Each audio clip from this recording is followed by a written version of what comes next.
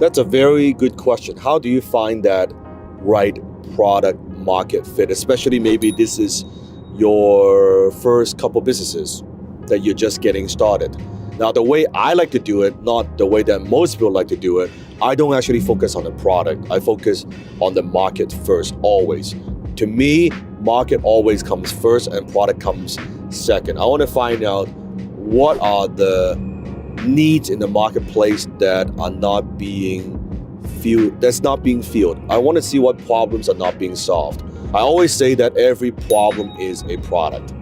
I want to find out where are people frustrated about a certain thing.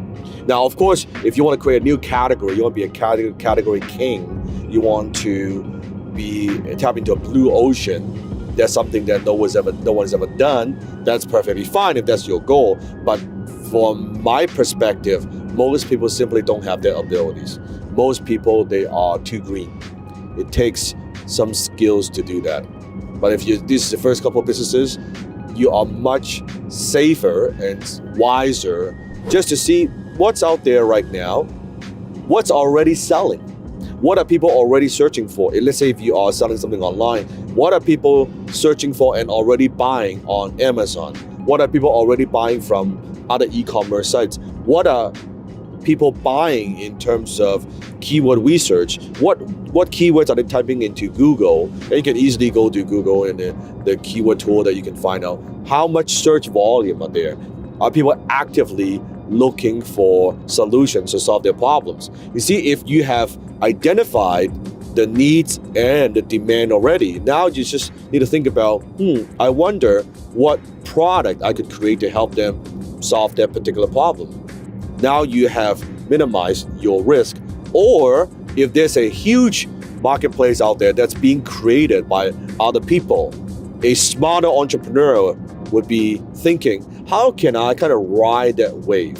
How can I tap into that? Example, instead of you trying to come up with the next thing to maybe compete with Apple, the next iPhone, you're no Steve Jobs, I'm no Steve Jobs, chances are that's not going to happen. But you could probably have a very decent business to sell iPhone cases. You might have a very decent business to sell maybe those protective shield that protects people's iPhone. So you think about, because of a company created such a massive demand for this particular product, what are some of the complementary products that you could sell, right?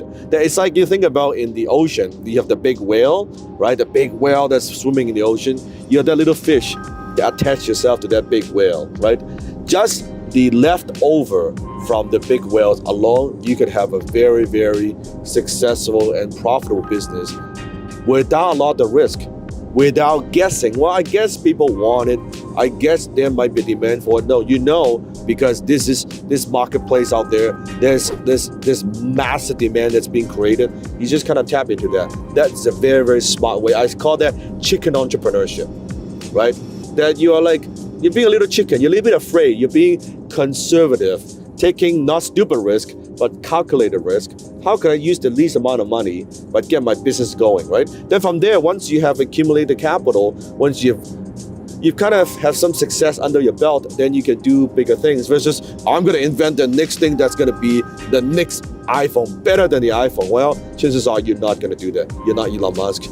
You're not Steve Jobs, right? Let's just face it. It's good to be realistic in that regard. That would be my recommendation. Any other marketing questions you have? I always look forward to some good marketing questions. Some say I'm one of the greatest marketers on social media. I don't know if I am, but I definitely know a lot about marketing. And a lot of entrepreneurs and business owners come to me for marketing help. So comment below if your question is good. I will, from time to time, pick a good question and answer them when I'm on the way doing something. So until then, I will see you in my next video.